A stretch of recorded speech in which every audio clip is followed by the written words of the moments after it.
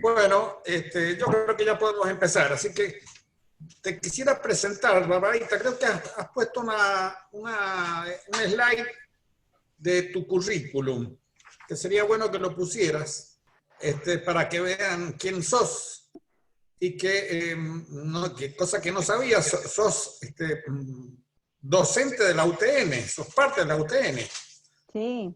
Así que, bueno, yo he tenido una muy buena carrera, egresada de la UTN, doctora en ingeniería de la UNCUYO, y su, digamos, especialización ha sido la sustentabilidad industrial, análisis del ciclo de vida y herramientas asociadas a eso, como la huella de carbono y la huella de agua en productos y organizaciones, economía circular, análisis del ciclo de vida territorial, entre otros. Actualmente se desempeña como docente investigador de la UTN, es investigadora del CONICET, miembro del Steering Committee de la Life Cycle Initiative, miembro de las redes iberoamericanas y argentina de ciclo de vida, de ciclo de vida y Argentina de huella de agua. Esto del comité de Life Cycle, ¿qué es, Barbarita? Ahí les cuento. Dentro de lo que es el Programa Ambiental de las Naciones Unidas, en el año 2000, que se firmó la Declaración de Malmö en Suecia sobre la incorporación del pensamiento de ciclo de vida en el ámbito industrial fundamentalmente, y después se llevó al ámbito político. Entre la Sociedad de Ecotoxicología y Química Ambiental y el Programa de Naciones Unidas para el Medio Ambiente se decidió fortalecer una línea que empezaba con auge a tratar los temas de sustentabilidad industrial, que es el pensamiento de ciclo de vida. Que ahora yo voy a charlar un ratito de eso, así que van a ver de qué se trata.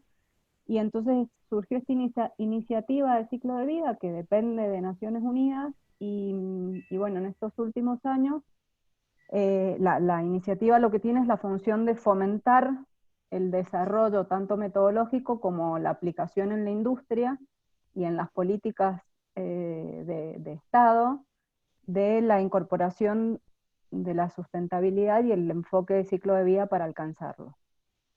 Y bueno, hay el Steering Committee, que sería la junta directiva, va rotando cada 3 años y tiene integrantes del gobierno, de la industria, de la sociedad civil y de la parte científica e investigación.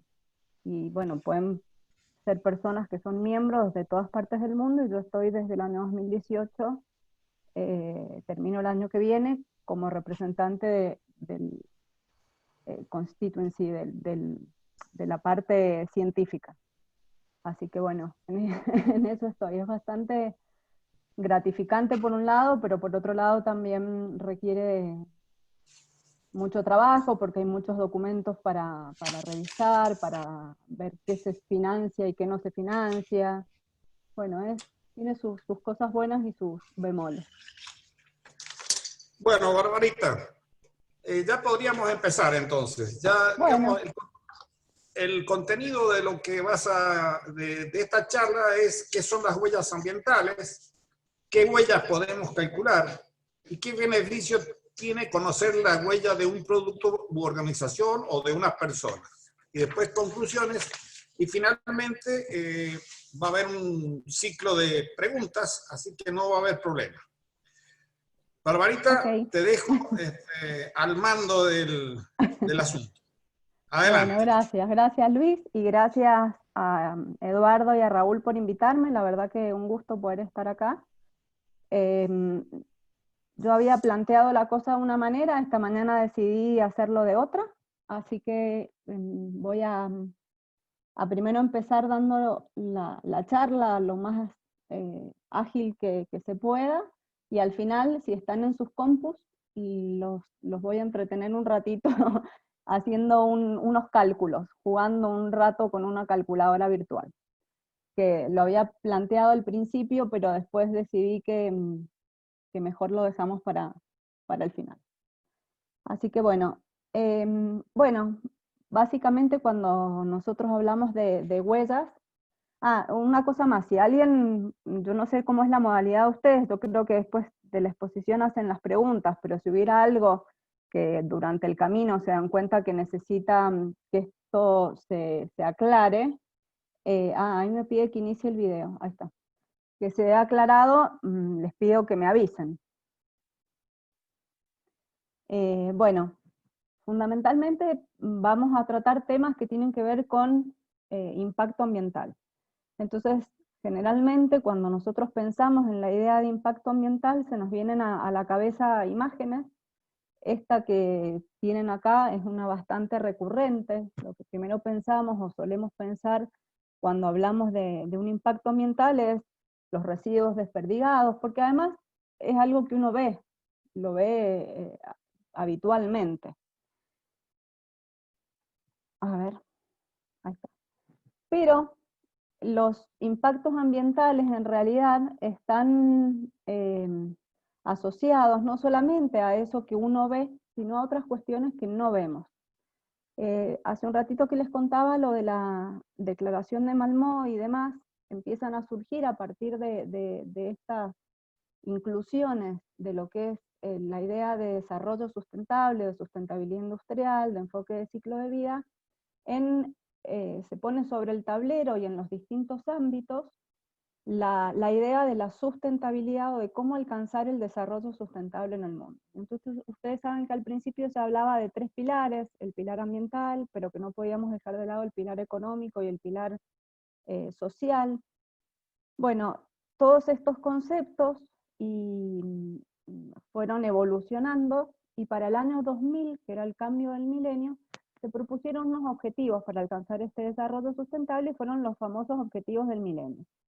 Esos objetivos estaban planteados para ser cumplidos hasta el año 2015, y cuando se acercaba el 2015 se vio que se hizo una revisión, muchos de esos objetivos no se habían cumplido, se analizó por qué no se cumplían y se propusieron estos otros que tienen acá, que son 17, planteados para 15 años más hasta el 2030.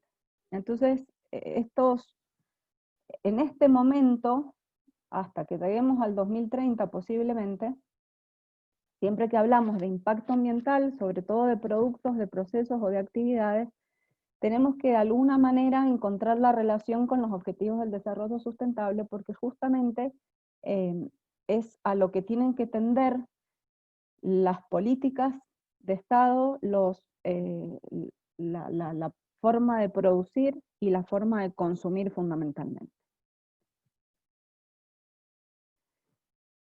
No sé si alguno habrá leído este libro, pero en esta época de pandemia no lo puedo pasar por alto, y cuando empezó la pandemia, uno al que leyó este libro, o otros parecidos, que hay tantos, yo no quiero irme tan lejos como las teorías de Malthus, pero esto es un poco más moderno, se nos vino a la cabeza, bueno, a ver, el impacto ambiental, la sobrepoblación, el dar alimento, que no nos quedemos cero pobreza, la contaminación ambiental, la contaminación de las aguas, la contaminación de los océanos, la falta de energía, la necesidad de tener energías renovables. Es decir que empieza a haber una vorágine de aspectos ambientales con consecuencias sociales y económicas muy importantes. Y lo primero que surge muchas veces es, bueno, el hombre es el responsable de todo. Entonces, fíjense, ahora en estos días, no sé por qué se ve así esto, hemos visto que ha ocurrido en estos días de confinamiento mundial. Esto algunos lo reconocerán, pero por ejemplo, ver calles completamente desiertas de humanos, y así como estaban desiertas de humanos en algunas partes, en otras partes se empezaron a llenar, en este caso son unos monitos en Tailandia, pero podrían haber ratas en otros lugares, salieron muchas noticias de ese, o cómo se habían limpiado los canales de Venecia, vimos un montón de noticias de los beneficios o los supuestos beneficios ambientales que habían sido resultado de que los humanos desaparezcamos por un tiempito.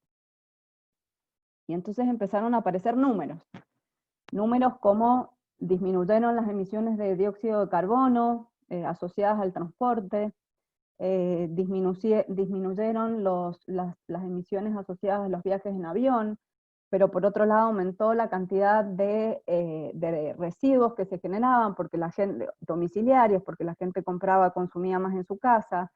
Todas las campañas que se hacían para los plásticos de un solo uso, sacarlos del mercado prácticamente, tuvieron que ser reflotados, porque ante una emergencia sanitaria no se podían usar, qué sé yo, por ejemplo, los guantes en los hospitales, la ropa para atender a los enfermos, bueno, una infinidad de cuestiones que son plásticos de un solo uso, y que no se pueden tratar de una manera de las que se estaban proponiendo como alternativas. Es decir, que esta pandemia en el fondo nos ha puesto de manifiesto varios problemas que estaban subyacentes o que ya los conocíamos y ahora aparecen. Bueno, y otros tantos números, algunas fueron fake news, otras han sido datos comprobables. Nosotros en la Facu, a lo mejor algunos que son docentes o estudiantes les llegó, nosotros hicimos una encuesta y hemos calculado los impactos ambientales del dictado de clases virtual para el primer semestre. Ya cuando tengamos bien revisados los resultados lo vamos a dar a conocer.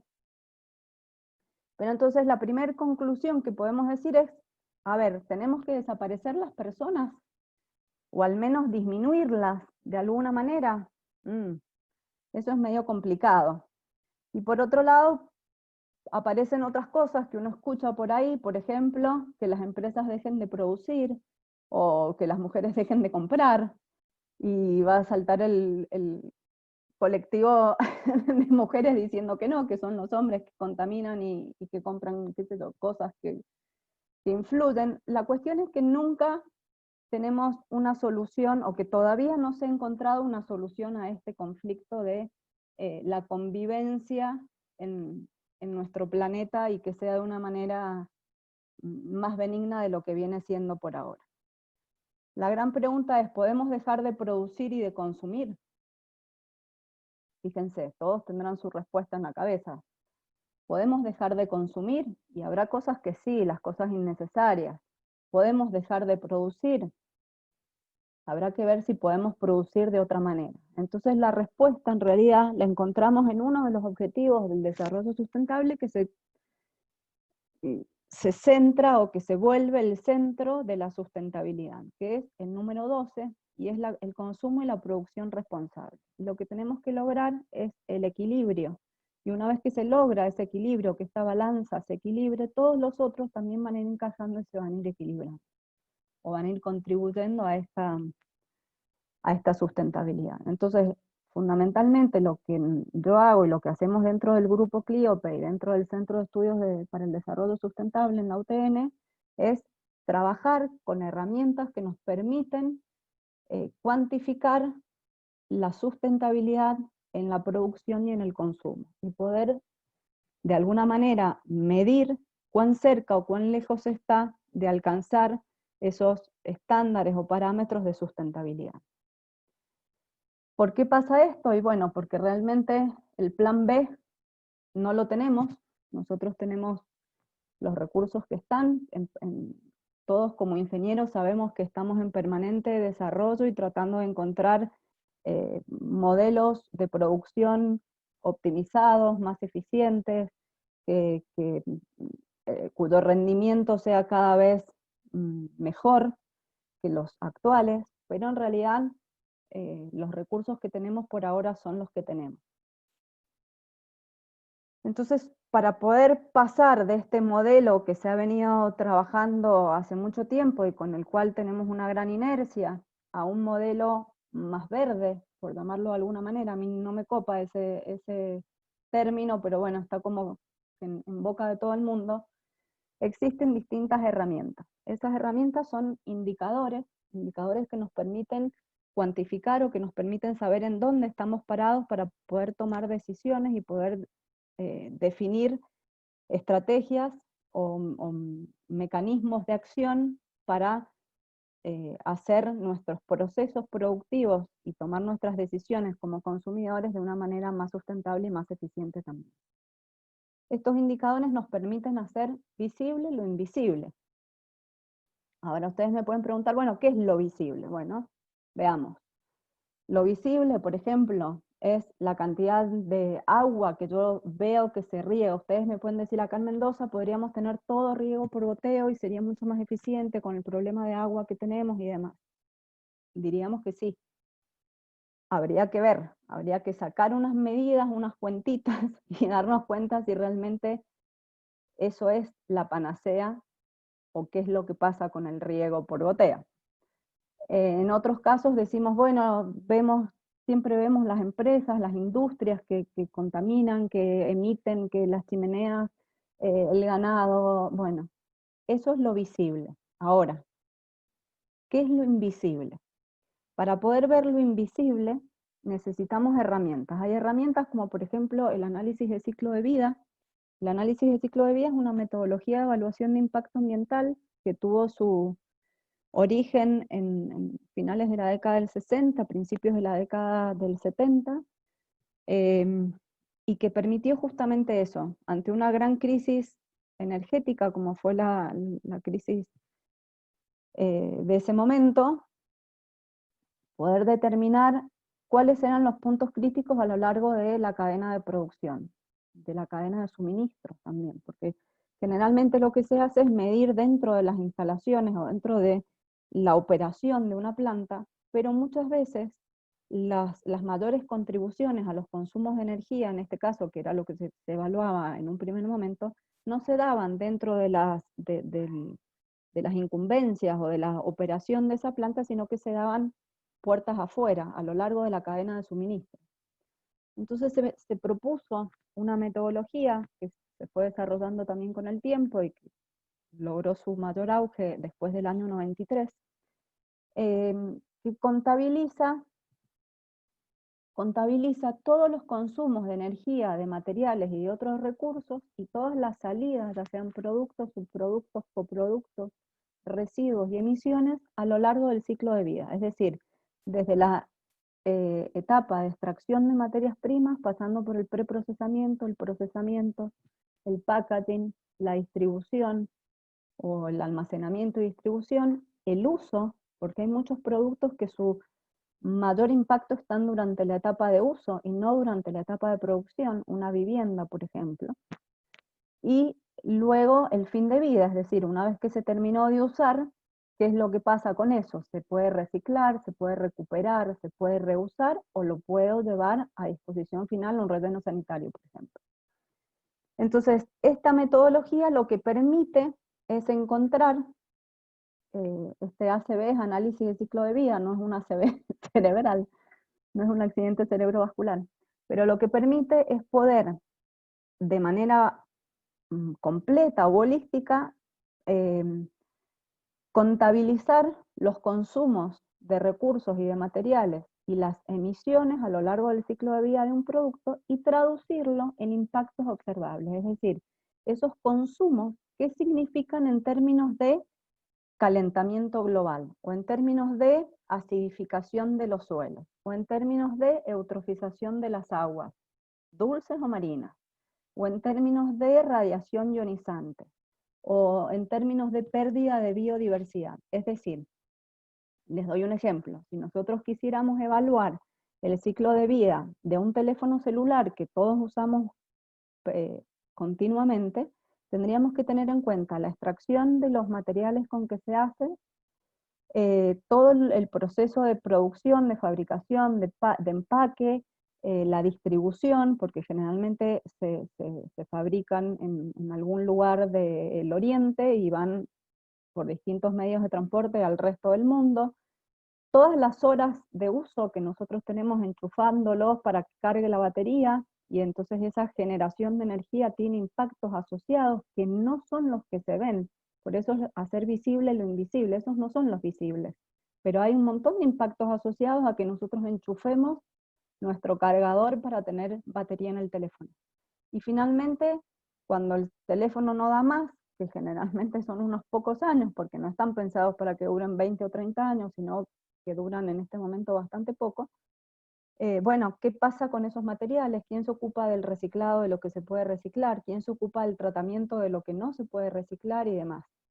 Y todo ese proceso implica impactos que van a terminar afectando sobre la calidad de los ecosistemas, sobre la disponibilidad de recursos y sobre la salud humana. Entonces, en definitiva, un análisis de ciclo de vida es la traducción en impactos de las entradas y salidas a lo largo del ciclo de vida de un proceso, un producto o una actividad. Y con ese marco o ese contexto encontramos también indicadores de un solo impacto, que en lugar de darnos información de un montón de categorías de impacto, nos dan solo de una. Como por ejemplo la huella de carbono, que nos da información sobre el impacto que se podría producir para el calentamiento global, o la huella de agua, que tiene asociado el impacto en el recurso hídrico. Eso se conocen como indicadores de un solo impacto, y llevan un tiempo, les diría que desde el año 2007, por ahí, con un auge cada vez más importante, y ha sido realmente poder para la industria calcular y poder expresar y comunicar sus huellas, ya sea de carbono o de agua, un paso muy importante. Y a veces, que esto puede ser en algunos casos algo confuso, pero en realidad la industria piensa que si busca para un solo indicador va a ser más fácil, y en realidad el trabajo que hay que hacer para recopilar información es prácticamente el mismo. Lo que pasa después es que uno de esos impactos los traduce o en un impacto o en varios impactos, pero el esfuerzo de recopilar los datos, que es la parte más engorrosa y más consume más tiempo cuando uno hace uno de estos estudios, para una huella o para un estudio de ciclo de vida completa no hay una diferencia enorme. Ahora bien, ¿qué huellas son las que podemos calcular? Yo recién les dije de carbono y de agua, pero en realidad podemos calcular la huella de lo que queramos. Hay una huella ecológica que nos explica y nos dice, yo ya les cuento la de carbono y la de agua, pero como no voy a tratar la ecológica, se los adelanto.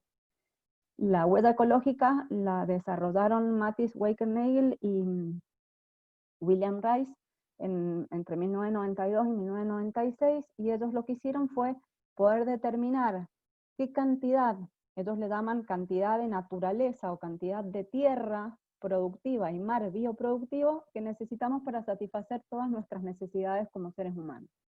Entonces se expresa en hectáreas globales. Es bastante útil para ver qué países tienen más recursos que otros. Nosotros somos un país con una huella muy baja en términos de huella ecológica respecto a la capacidad bioproductiva que tiene nuestro país. Pero bueno, de las otras huellas podríamos también hablar de huella de nitrógeno o huella de, no sé, de azufre. Se ha hablado de huella de carbono y huella de agua porque son dos impactos realmente notorios, pero podríamos hablar de otro tipo de huellas. Se pueden calcular para un producto en particular, y entonces tiene que ver con todo el ciclo de vida de ese producto, o con por lo menos algunas etapas del ciclo de vida de ese producto. Puede ser de una organización y va a tener en cuenta toda la influencia o todo lo que está bajo la influencia de esa organización y en cuanto a su operación, o también puede ser una huella personal. El caso de la huella personal es la que vamos a hacer al final de la charla. Tiene una metodología un poquito distinta porque no contamos hasta que la persona desaparece, sino que básicamente es como si llegáramos solamente hasta la etapa de uso. Yo hoy elegí la de producto porque me parece que es la más fácil para que podamos ver y podamos discutir, pero bueno, si alguno tuviera preguntas de las otras, lo podemos charlar al final. Les muestro un ejemplo. Si nosotros quisiéramos saber cuál es la huella asociada a esa cajita de puré de tomate, vamos a llegar de todo el ciclo de vida. Yo elegí una parte, la parte del cultivo del tomate, la parte donde se produce, se genera o obtenemos la salsa de tomate, primero el concentrado y después la salsa en sí, el empaque, y finalmente está el producto terminado para su distribución. En estos procesos, en todo este sistema que está delimitado por líneas de punto, que es lo que yo voy a contabilizar, son los ingresos de agua, de energía, de combustibles, de insumos. Acá van a entrar, por ejemplo, todo lo que tenga que ver con agroquímicos, con fertilizantes, con, bueno, el agua, la energía para el riego, y todos los residuos que salgan. El transporte que se produce entre una etapa y la otra, y en el caso de la parte industrial, otra vez, voy a tener agua porque voy a generar, en las calderas necesito generar vapor, voy a tener energía, voy a tener gas natural, voy a tener a lo mejor otro tipo de combustible para el movimiento interno dentro de la planta, voy a tener los envases, que esos envases a su vez tienen tinta, y y usan cartón, y usan aluminio, y usan polipropileno. Es decir, que el envase solo tiene atrás todo un sistema que está involucrado y que también voy a considerar. Y se van a generar residuos y emisiones. Finalmente, cuando yo ya tengo el producto terminado, esto también implica entradas de, por lo menos, de energía, el material del pallet, el film para armar el pallet y demás. Entonces, ¿qué es lo invisible en todo eso? Bueno, si hablo de huella de carbono, las emisiones de gases de efecto invernadero que están en cada una de estas entradas y salidas. Es decir, que la huella de carbono contabiliza las emisiones de gases de efecto invernadero asociados a un producto, también a una organización, y se expresa en kilogramos de dióxido de carbono equivalente. Asumo que todos conocemos la diferencia entre calentamiento global, cambio climático y efecto invernadero. Simplemente avisar que hay distintos gases de efecto invernadero que tienen distinto potencial de calentamiento global, y por lo tanto su contribución al cambio climático global va a depender de ese factor o de ese potencial de calentamiento global. Es decir, qué cantidad de radiación infrarroja puede absorber una vez que está emitido en la atmósfera, y cuánto tiempo permanece absorbiendo esa cantidad de radiación infrarroja. Se toma un gas de referencia, que es el dióxido de carbono, como 1, y por ejemplo, el metano tiene un potencial de calentamiento global de 25, es decir que emitir 1 kilogramo de metano equivale a emitir 25 kilogramos de dióxido de carbono equivalente. Y así con los distintos gases. El óxido nitroso tiene 310, el fluoruro de azufre tiene 11.600 y demás.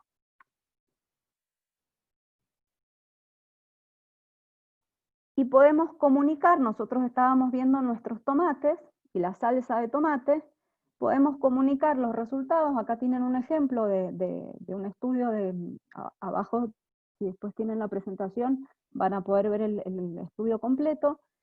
En este caso lo que están haciendo es comparar la huella de carbono o la contribución al cambio climático de distintos envases para poder contener a esa salsa de tomate o al tomate triturado. Entonces, bueno, fíjense que da distintos valores, y entonces en este caso se hace una comparación. Nosotros podríamos o no hacer una comparación, se podría tener solamente un valor medido. Enseguida vamos a ver algunos ejemplos. En el caso del agua, la huella de agua lo que hace, es contabilizar los volúmenes de agua y los impactos asociados a ese volumen ocupado de un producto o una organización, y acá hay una particularidad.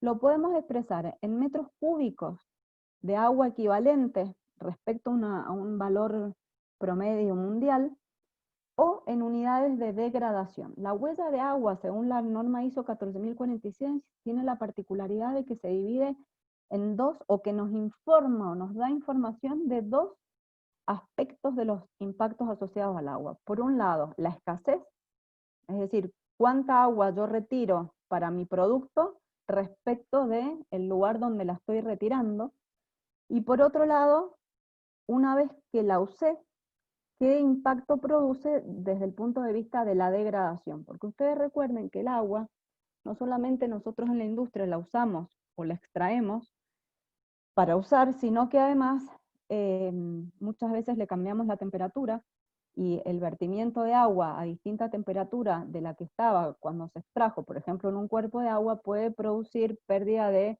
biodiversidad o pérdida de especies por cambio en la temperatura. O puede tener concentraciones de sustancias acidificantes diferentes, o sea que la calidad a la salida no sea la misma que la calidad a la entrada. Entonces en el tema de agua se miden o se evalúan esos dos aspectos. Por un lado, la escasez respecto al lugar de la extracción, y por otro lado, la calidad con la que yo dejo el agua. Y entonces, de esta manera, es básicamente lo mismo que vimos recién, solo que ahora contabilizo agua y calidad de agua. Y entonces, al final voy a decir cuántos metros cúbicos equivalentes y unidades de degradación tiene mi cajita de puré de tomate. Y acá hay, según la metodología que utilicemos, la forma de comunicar. La Water Footprint Network, que es por ahí la que es de manera más accesible, y ustedes pueden haber visto, para producir 1 kilo de asado se necesitan 15.400 litros de agua. En este caso es para producir 1 kilo de tomate se necesitan 180 litros de agua. Y uno dice, ¿cómo? ¿Cómo puede ser? Bueno, porque es a lo largo de toda esa cadena productiva que se ocupó de esa cantidad de agua. Y en el caso de la huella de agua es esta misma cantidad hacerla equivaler en impactos, que es lo que yo les decía recién. Entonces, acá solamente contabilizo un volumen, pero no digo nada del impacto que produce, y con esta metodología, que es la de la ISO 14046, sí digo qué impacto se produce sobre la escasez y la degradación. Ahora, la gran pregunta es, ¿cómo voy de tiempo? Bien. Bueno, ¿para qué nos sirve un estudio de este tipo? Bien, Barbarita, vas bien. Más bien, no, más bien. No hay problema. Ok. ¿Para qué nos sirve un estudio de este tipo? Bueno, ¿se acuerdan de esta peli? No quisiera haber estado en el asiento de acompañante. Muchas veces uno ve en la industria que se toman medidas para alcanzar la sustentabilidad. Les voy a dar un ejemplo, voy a decir el pecado, pero no el pecador. Una conocida empresa mendocina decidió entrar en un programa de sustentabilidad. La sustentabilidad, la propuesta de sustentabilidad era reducir el peso de las cajas en las que comercializaban una bebida espumante. Para reducir el peso total de esa caja había que reducir el peso de la botella, porque el contenido se tenía que mantener. Ustedes saben que las bebidas espumantes no pueden tener un espesor menor que lo que pueda resistir la presión de los gases que están envasados, así que tampoco es una cuestión que se pueda hacer tan fácilmente, no es un vino tranquilo, sino que el espumante tiene sus bemoles. Y entonces decidieron hacer un cambio en el diseño de las cajas, del material de las cajas y la disposición de las botellas adentro de las cajas. Todo eso implicó realmente una disminución en varios aspectos. Pero cuando decidieron hacer un estudio más profundo, se dieron cuenta que en realidad la parte de la caja, a lo largo de todo el ciclo de vida de ese producto, no influía prácticamente. O sea que ellos habían gastado un montón de dinero en tener que hacer completamente de nuevo el diseño de sus cajas, la ubicación de sus botellas. Les quedó precioso, eso seguro. Pero iban como a ciegas haciendo la conducción del camino hacia la sustentabilidad de su producto. Entonces, es fundamental este tipo de estudios que tienen una visión holística cuando uno quiere conocer realmente dónde están o los puntos críticos o dónde tenemos que mejorar las decisiones para poder tener un mejor rendimiento y demás. Hay distintas maneras de encontrar esa comunicación. Por un lado, hay mucho material que se está desarrollando permanentemente, quise decir, en el mundo. Recién me preguntaban de la iniciativa de ciclo de vida. Bueno, esto es documentación que se hace desde la iniciativa de ciclo de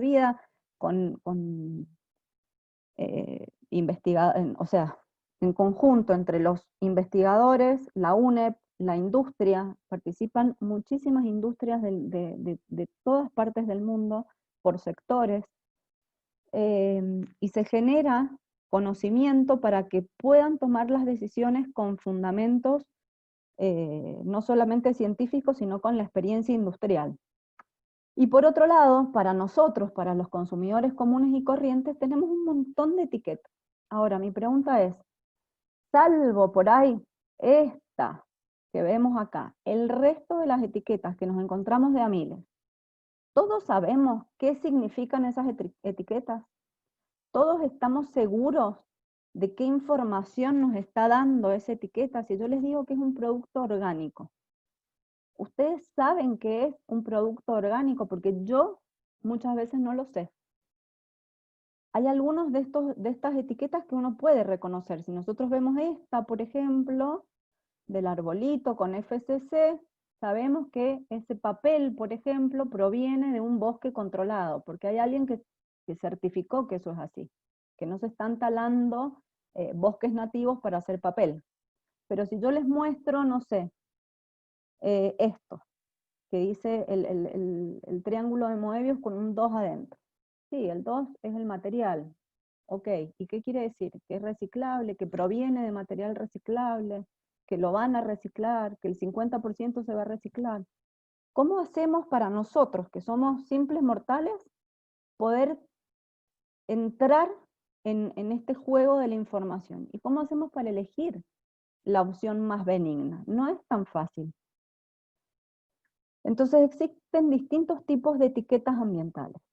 Yo no voy a entrar en detalle porque esto es una locura, pero simplemente contarles que hay etiquetas que se llaman de tipo 1, que alguien ha verificado, o sea, hay una verificación de tercera parte independiente, entonces puede haber una cámara, por ejemplo, o un consejo de productores que dicen, bueno, sí, su producto está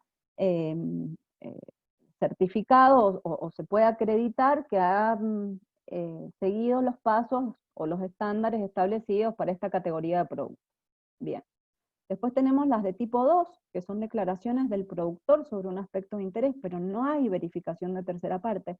No quiere decir que nadie mienta, a lo mejor es totalmente cierto lo que está diciendo, pero uno no tiene el respaldo de que alguien certificó que eso realmente es así. Después están las etiquetas tipo 3, en que se sigue un análisis de ciclo de vida, si hay una verificación por tercera parte, y esto es realmente un documento en donde están todos los impactos ambientales asociados a ese producto, y además permite la comparación entre productos iguales, porque hay una regla de categoría de producto que dice exactamente quien hace esa etiqueta qué es lo que tiene que considerar y qué es lo que no tiene que considerar. Entonces todos los productos, por ejemplo, todas las botellas de vino que tienen esa declaración se pueden comparar entre sí. De otra forma no son comparables, porque nosotros no sabemos si se tuvieron en cuenta los mismos aspectos y los mismos parámetros para hacer el estudio.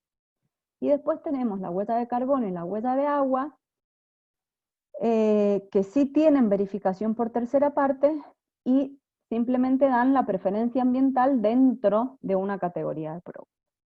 Y así nos encontramos etiquetas de este tipo. Esta es una etiqueta que me dice que es ambientalmente amigable. Ellos me aseguran que no va a dañar el ambiente porque es 100% reciclable, pero a lo mejor dañan el ambiente haciendo, o la naturaleza haciendo otras cosas. Por otro lado tenemos este tipo de etiquetas en las que sí hay una certificación y una verificación por tercera parte, no tienen ciclo de vida, pero sí tienen la verificación sobre un aspecto en particular. En este caso es que no se han talado, bueno, acá es que al no talarse árboles porque ellos usan caña de azúcar. He puesto algunos ejemplos, acá tienen otra. Esto es de una caja que lo hace Tetra Pak, no sé si es Tetra Pak, perdón, no sé si es la empresa, no me acuerdo cuál es la empresa ahora, pero es carbono neutral y esto está certificado, y entonces uno en el envase lo puede ver y puede entrar a su sitio y encontrar la información y está verificado. Y después, esta es la otra tipo de información, que si ustedes incluso ahora mismo ponen con su teléfono y quieren leer ese código QR, van a ir los va a llevar a información en donde, esta es de Isover, en donde tienen todos los impactos asociados a la producción de este aislante o lo que fuera. Fíjense que informa el calentamiento global, que sería la huella de carbono, y también informa el agua, que sería la huella de agua. Es decir, que tanto la huella de carbono como la huella de agua pueden formar parte de un esquema de certificación más amplio. Esa es la versatilidad que tienen estas herramientas. Bueno, para ir ya resumiendo, este tipo de estudios de huella de carbono, huella de agua, incluso el análisis de ciclo de vida, nos permite, por ejemplo, encontrar dónde tenemos los mayores impactos, las mayores contribuciones a determinados impactos a lo largo de la cadena de suministro o la cadena de valor.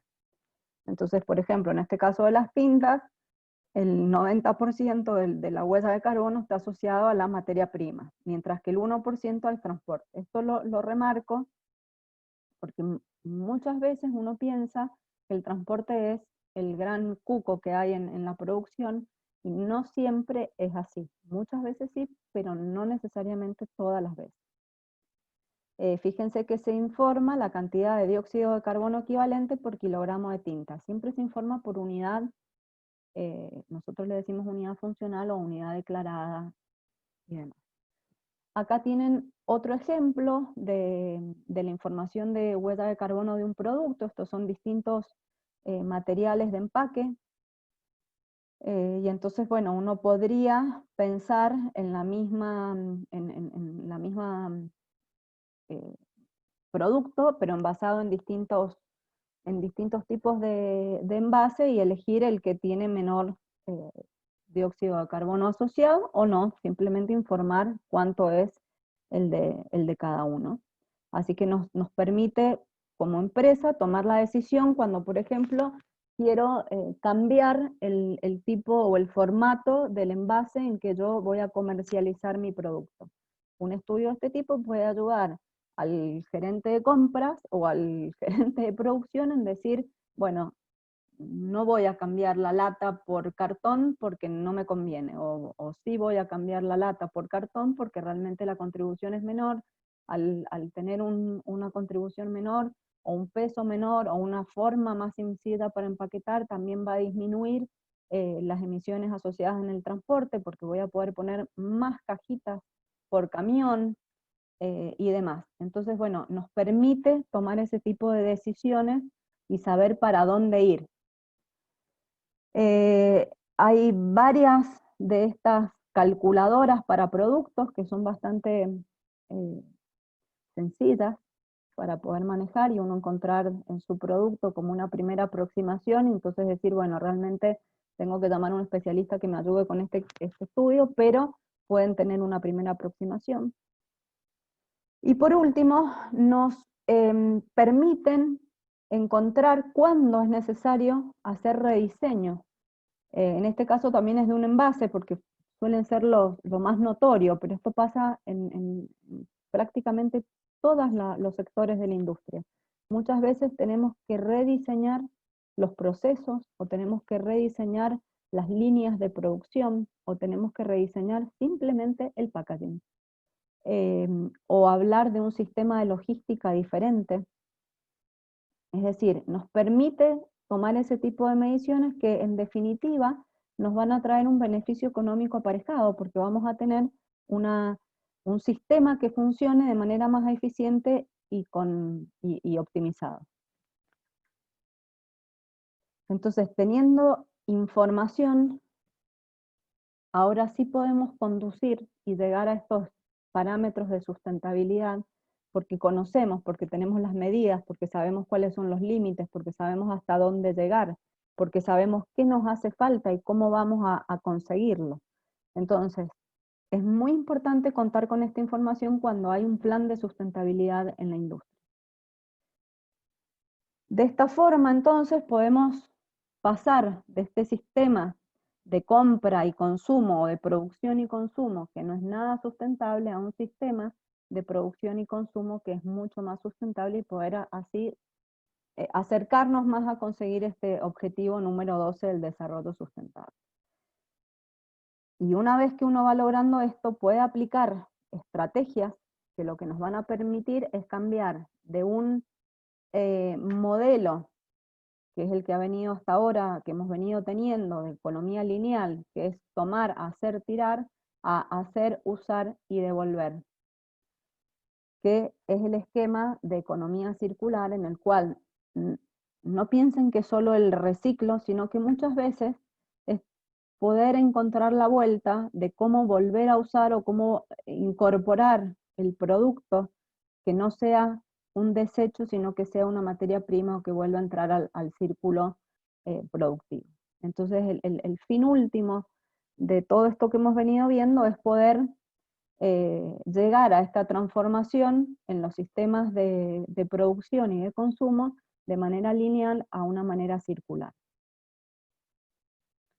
Y de esa manera finalmente poder desacoplar lo que es la calidad de vida, que en realidad tendemos a que aumente nuestra calidad de vida como seres humanos, pero desacoplarlo del consumo de recursos, porque en algún momento los recursos disponibles no van a ser suficientes para alcanzar el mismo nivel de vida o superior que se pretende. Entonces, ¿qué requiere? No es que se va a acabar y nos vamos a quedar con las manos vacías, sino que cada vez se necesitan más recursos, por ejemplo, energéticos, para poder extraer, no sé, agua o combustibles o alimentos o demás para cumplir con los estándares de calidad de vida.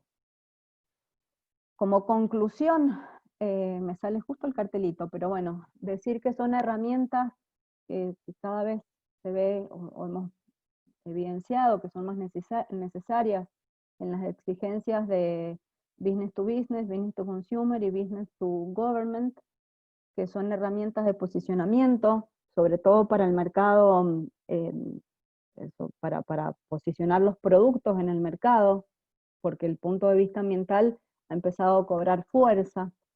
Son herramientas que permiten optimizar los costos de operación al poder identificar los puntos críticos y de esa manera hacer una gestión más eficiente de los recursos. Y por último, son herramientas que permiten participar en esquemas de certificación, sobre todo de certificación internacional, de manera transparente y clara. Y eso permite que nosotros como país netamente exportador podamos tener nuestros productos y competir de la misma manera en el mundo. Bueno, hasta acá es mi presentación.